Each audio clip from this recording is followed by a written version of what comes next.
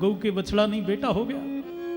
पंडित जी ने स्वयं अपने हाथों से इसके जातिकरण संस्कार किए। कान गऊ के समान है, पूरी आकृति मानव के समान है, इसलिए इसका नाम रख दिया गोकर्ण। गो माने ज्ञान, कर्ण माने कानों से जो ज्ञान की वेद की चर्चा सुनता है वो गोकर्ण है, संतों में रहता है। इसलिए शास्त्रीय पद्धति पर चलने वाला, भजन करने वाला, दूसरा मैया के लाड़ प्यार में पला, लुटेरा चोर बन गया। और एक दिन अपराध की सीढ़ी चढ़ते चढ़ते चरम सीमा पर चढ़ गया।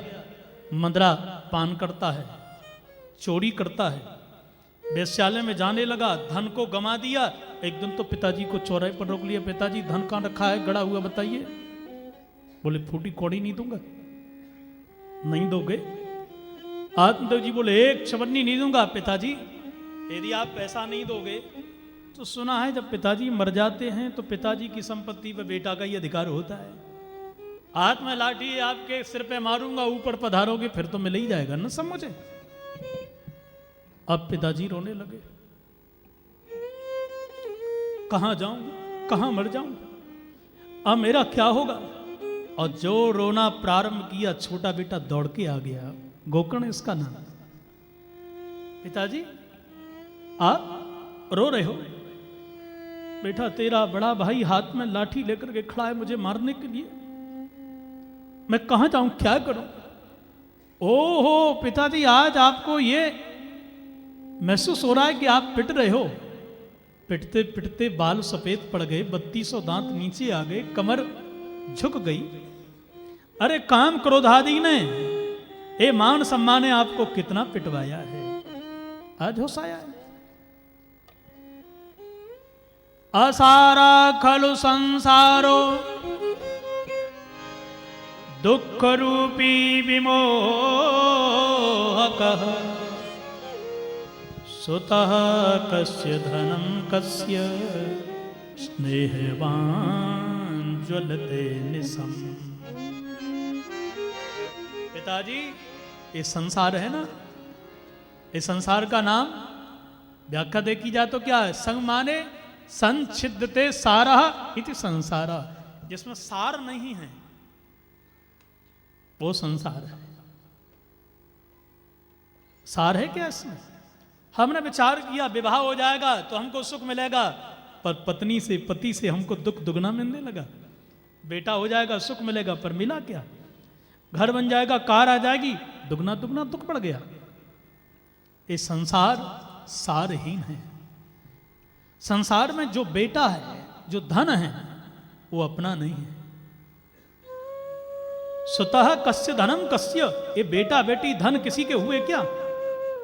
बेटा को छोड़ करके जाना पड़ा एक दिन, जिसको प्राणों के समान आपने प्यारा समझा, एक दिन वही जला के आ गया। जिस धन को आपने अपनी छाती से लगा करके अपने मन में बसाया, उसने भी आपको छोड़ दिया। इसलिए एक संत ने बड़ी सुंदर व्याख्या करी है। एक एक पंक्ति देखिए वेदांत की है।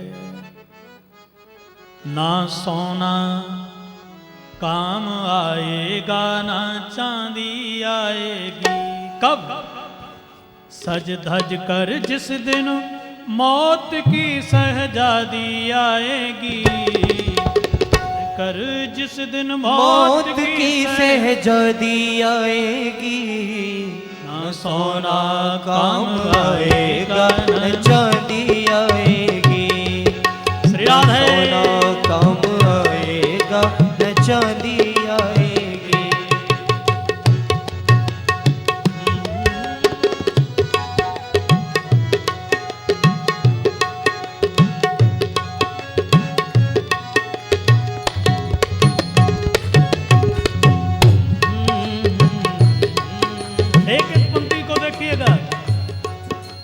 छोटा सा तू कितने बड़े अरमान है तेरे, हूँ छोटा सा तू कितने बड़े अरमान है तेरे। एक कमरे में एक बेड से काम चल जाएगा, पर बना रखे हैं 4-4 मकान। मिट्टी की काया है पर सोने से उसको सजा रहे हैं।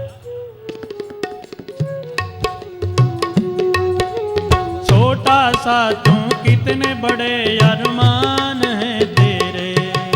ओ छोटा सा तू कितने बड़े अरमान है तेरे। मिट्टी का तू सोने के सामान है तेरे। मिट्टी का तू सोने के सामान है तेरे।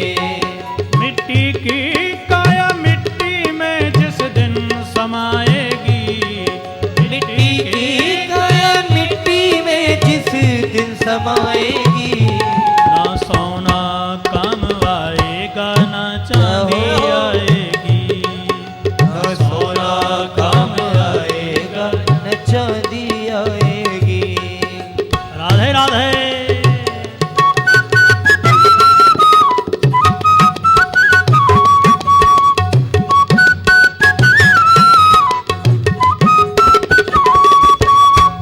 श्री हरि।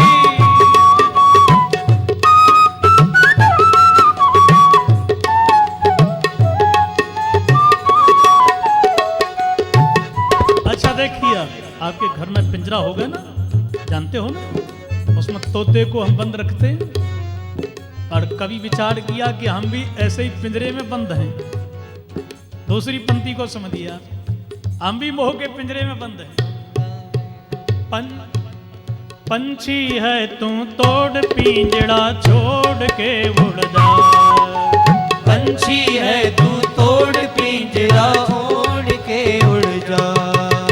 माया महल के सारे बंधन तोड़ के उड़ जा। हो माया महल के सारे बंधन तोड़ के उड़ जा। धड़कन के स्वर में मौत जिस दिन गीत गाएगी। धड़कन के स्वर में मौत जिस दिन गीत गाएगी। ना सोना काम आएगा न चांदी आएगी। न सोना काम आएगा न चांदी आएगी। श्री राधे।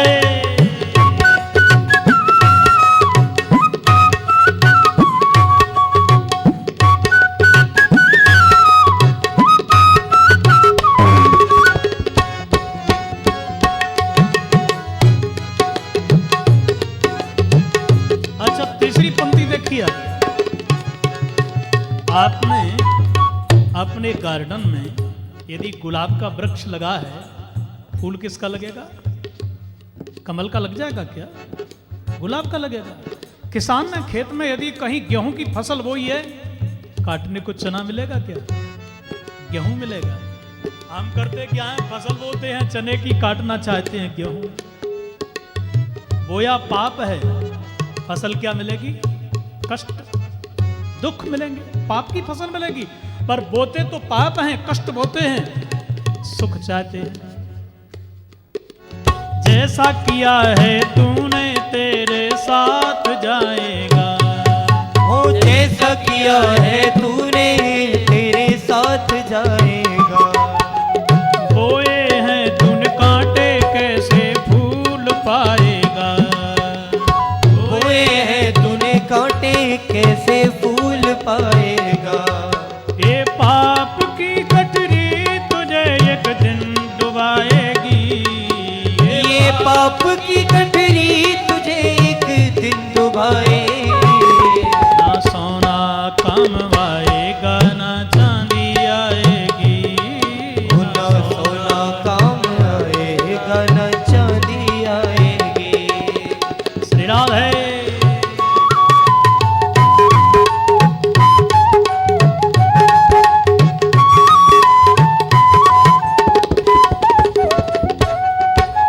भाई भतीजे संधु सब मतलब के हैं सारे। ओ भाई भतीजे बंधु सब मतलब के हैं सारे। कोई नहीं कुछ काम तेरे आएंगे प्यारे। कोई नहीं कुछ काम तेरे आएंगे प्यारे। करनी ही तेरी बाबरे संग तेरे जाएगी। करनी तेरी बाबरे संग तेरे जाएगी। ना सोना काम आएगा ना चांदी आएगी।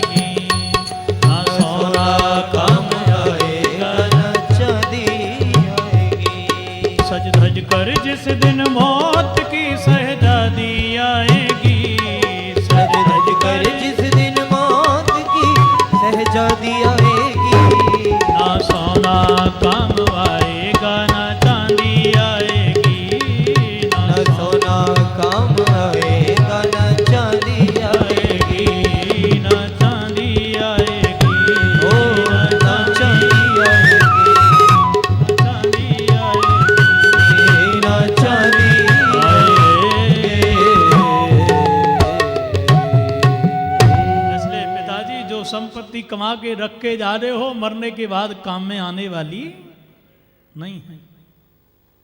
इस संसार के धन से, रिश्तों से जिसने नेह किया वही मरा। स्नेहवान ज्वलते निसम, बेटा बेटी से धन से स्नेह लगाने वाले जलते हैं। जो जलता है वो कौन है? मराई हुआ तो जलता है ना। भगवान से नेह लगाओगे तो बन जाओगे, संसार से नेह लगाओगे जल जाओगे।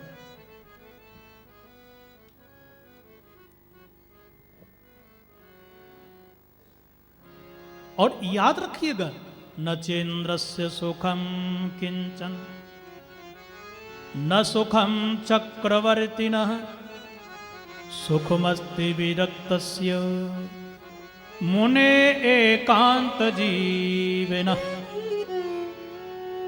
पिताजी, इस संसार में इंद्र सुखी नहीं है, चक्रवर्ती सुखी नहीं है। तो जब सुखी नहीं है तो सुख शब्द बनाया ही क्यों? बोले सुख है कौन को? बोले मुने एकांत जीवन, एकांत में रहने वाले मनमोहन के प्रेमी संत, वो सुखी हैं। इसलिए पिताजी सुखना चाहते हो ना तो मेरी बात मानिएगा, आप सर्वस्व त्याग करके जंगल के लिए प्रस्थान करिएगा। और जंगल में चोर डकैत भी रहते हैं, इसलिए आप जंगल में जाओ ना तो सबसे पहले आप अहम भाव त्याग दीजिएगा। मैं तो मेरा भी होगा, मेरा है तो तेरा है, मेरा तेरा वहीं माया, जहां माया वहां बंधन, जहां बंधन वहीं तो दुख है। इसलिए जब मेरा नहीं तो मेरा, मैं नहीं तो मेरा नहीं, मेरा नहीं तो तेरा नहीं, तेरा नहीं तो माया नहीं, माया नहीं मायापति होगा। देहे स्तिमांसरुधरे भ्यमितं त्यजत्वं जाया सुतादिषु सदा ममतां विमुञ्च पश्यानिशं जगदिदं क्षणभंगनिष्ठं वैराग्य राग रस को भव भक्ति निष्ठा। पिताजी, ये मैं है ना, हड्डी से, मांस से, चर्म से बना हुआ एक मूर्ति का प्रतिबिंब है। इसमें गंदगी के सिवा कुछ नहीं है। जैसे कारीगर एक मूर्ति को बनाता, पहले बांस फिर सीमेंट, ऊपर से डिस्टेंबर करके पंडित लोग प्राण प्रतिष्ठा करते हैं, अमुनि की 9 दिन पूजा करते हैं दुर्गा जी की। ऐसे ही परम पंडित ठाकुर ने हड्डी रूपी बांस लगाया है, सीमेंट रूपी मांस लगाया, चर्म रूपी डिस्टेंबर कर दिया। इससे हम मैं कहते हैं जिसके अंदर गंदगी भरी है। इसलिए मैं ये इसको छोड़ दीजिएगा। और मेरा कौन है? जाया सुता दिशु सदा ममताम विमुंच, मेरी स्त्री, मेरी मां, मेरा पड़ोसी, मेरे रिश्तेदार। ये पिताजी देखो, जीवन क्षण भंगुर है, एक एक पल में इसको नष्ट करता चला जा रहा है। इसलिए केवल आप ईश्वर को अपना लीजिएगा, धर्म का अनुकरण करिए। धर्मम भजस्व सततम त्यजलोक धर्मान। जो धर्म है, लोक धर्म को त्याग दो। बच्चों को पढ़ाना लिखाना है, पति की सेवा करना है, पत्नी की रक्षा करना है, माता पिता की सेवा करना है। अरे जब बच्चे संभालने लायक हो गए तो फिर ये उत्तरदायित्व चला गया।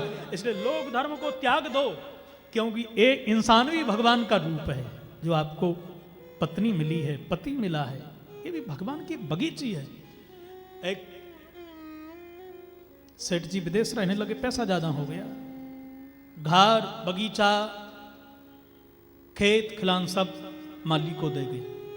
कहा जितनी भी कमाई होती है उसका 50% हमारे यहां भेजते रहना। और सेठ जी नहीं आए 20 वर्ष तक। माली ने सोचा 10 वर्ष तो भेजा, लगता है सेठ जी तो ऊपर चले गए। आज आधुनिकता, पुराने समय की बात थी, उस समय ज्यादा कांटेक्ट नहीं हो सकता था। सेठ जी ने विचार किया 10 वर्ष हो गए पर कोई भी वहां से द्रव्य नहीं आया, सूचना नहीं आई, चलते हैं। अब 20 वर्ष के बाद में तो ओ श्रीमान जी की शक्ल बदल गई। सेठ जी आए तो जितने भी महाराज बगीचा में वृक्ष से माली ने सब बेच खाए। खेत पर खड़ा सेठ जी ने कहा भैया ये वृक्ष पूरे कहाँ कटवा दिए? बोले जी हम मालिक हैं, कुछ भी करें, आपका परिचय। सेठ जी ने कहा हम यहाँ के मालिक हैं। बोले मालिक तो हम हैं। माली बोला आप कैसे मालिक? वो यथार्थ सेठ जी ने माली को कान पकड़ के बाहर निकाल दिया। बड़ा दुख हुआ। सज्जनों ऐसे ही मालिक वह ठाकुर है और मालिक के बगीचा में नाना प्रकार के वृक्ष खड़े हैं। पत्नी का, पति का, माता का, पिता का, बहू का, बेटा का, नाती पोता के वृक्ष खड़े हैं। माली का क्या कर्तव्य है? पानी दो, खाद दो, रक्षा करो। ऐसे ही आप इनका भरण पोषण करिएगा, इनकी रक्षा करना है, इनको देखना है, बच्चों को पढ़ाओ लिखाओ। माली बन के रहो, मालिक नहीं। मालिक बनोगे मारे जाओगे, इसलिए माली बन जाओ। भरत जी जिस समय राजा नहीं बन रहे थे, गुरु जी ने कहा गद्दी पर बैठो। भरत जी ने कहा देखे बिन श्री राम पद जिय की जर न जाए, जब तक रघुनाथ जी के चरणारविंद नहीं देख लूंगा मेरे जी का जलना बंद नहीं होगा, शांति नहीं मिलेगी। खड़े होकर के बोले हम भी चलेंगे, हम भी चलेंगे। भरत जी ने कहा इतने लोग रक्षा में रहेंगे। वो लोग बोले हमको भी ले चलिए। भरत जी बोले अयोध्या का क्या होगा?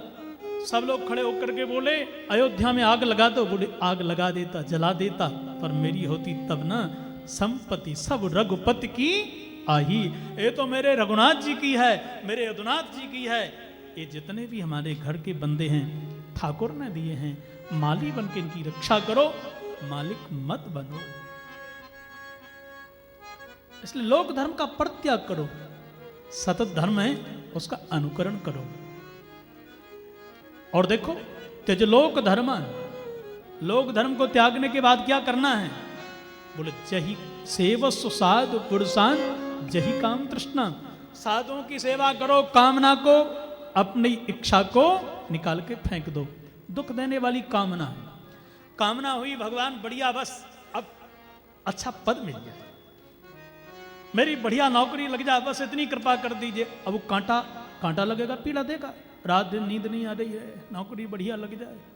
नौकरी लग गई, कांटा निकल गया, पर कांटे पर कांटा लग गया तो पीड़ा सौगुनी बढ़ जाएगी। कामना आज निकली, अब तो बढ़िया बस मकान और एक क्लास का बन जाए, कांटे पर कांटा लग गया। भगवान ने वही भी सुनी, बढ़िया मकान बन के तैयार हो गया, और तीसरा कांटा फिर लग गया। कार तो बढ़िया आना ही चाहिए। तो जैसे ही कामनाओं के कांटे लगेंगे आपकी पीड़ा बढ़ती चली जाएगी।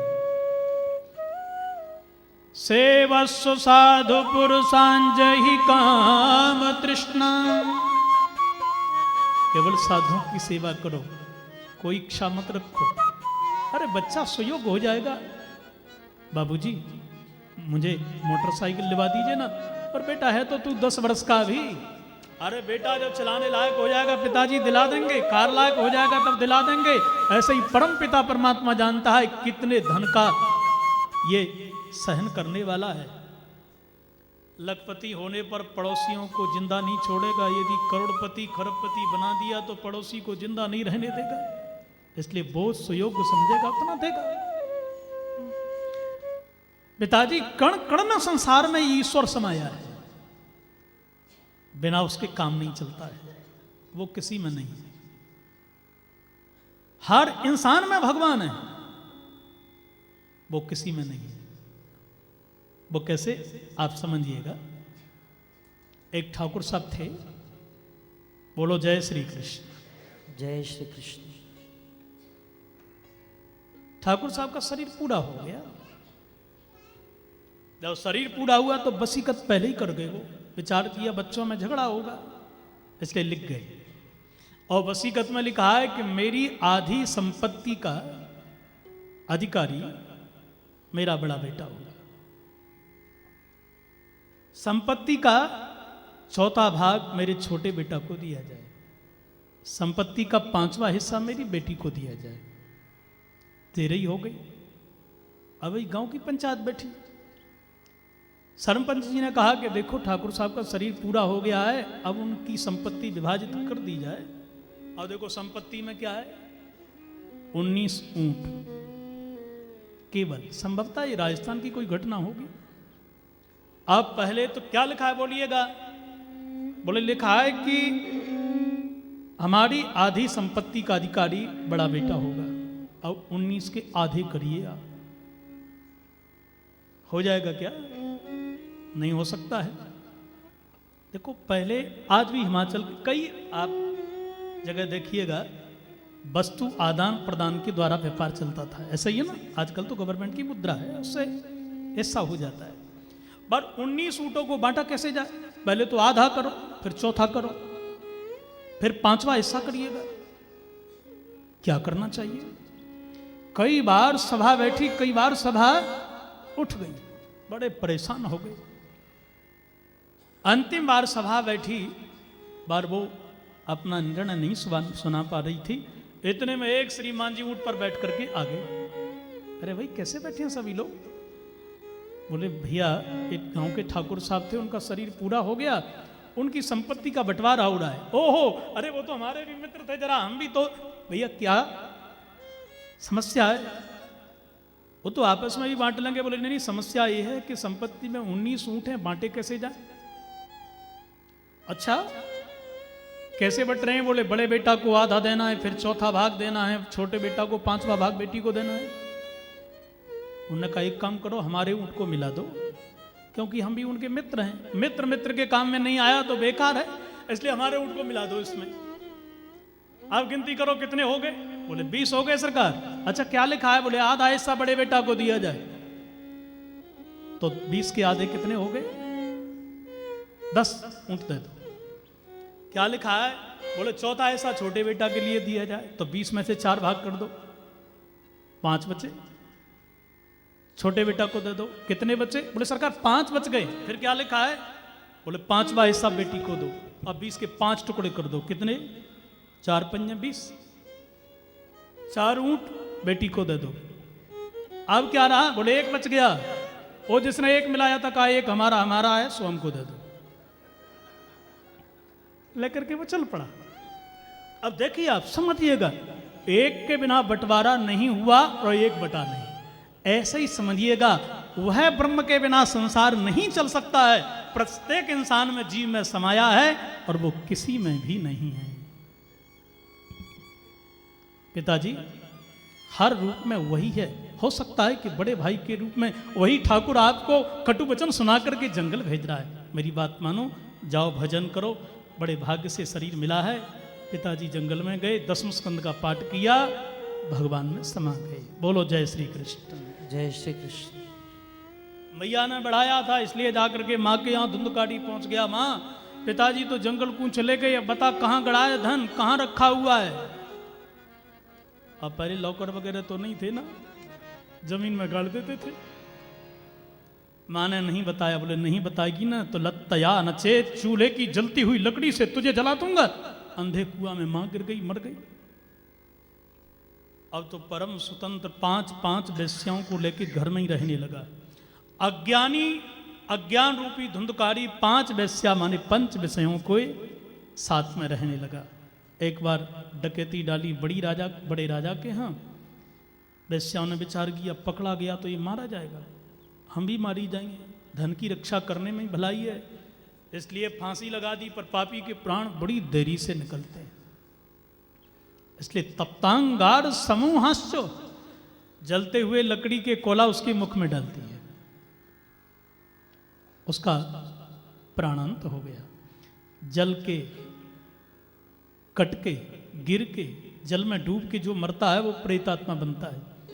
माने जो आयु आपको ब्रह्मा जी के अनुसार 80 वर्ष की मिली है, 80 के पहले आप 25-50 में गए तो उतनी शेष वर्ष आपको प्रेत के रूप में रहना पड़ेगा। वो प्रेत बन गया। धुंधकारी की मृत्यु को सुन करके गोकर्ण जी महाराज ने बड़े बड़े पिंड दान करे गया जी में, लौट के आए, घर में रुके। बात जैसे ही घर में आकर के रुके थे, वो प्रेत बन के घूम रहा था। हाथ में जल लिया, गायत्री मंत्र से अभिमंत्रित करके जो छोड़ा। कही आपका परिचय क्या है? तब वो प्रेतात्मा बोल पड़ा, बोले अहम भ्राता तुदीयोस्मि धुंधकारी नामतः स्वकीयेनैव दोषेण ब्रह्मत्वं नासितं मया, ब्रह्मत्वं नासितं मया। हे कृपा सिंधु, मैं आपका भाई हूं, मेरा नाम धुंधकारी है। अपने दुष्ट